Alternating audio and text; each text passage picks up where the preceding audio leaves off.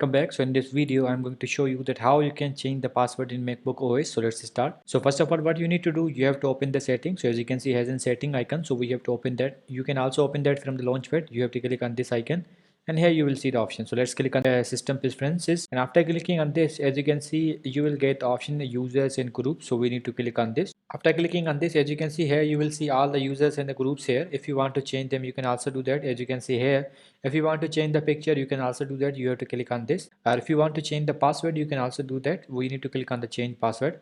After clicking on this, we need to provide the old password here and then new password here, and then again we have to write the new password. Or if you want to add any kind of hint, you can also do that. It's recommended, it's up to you.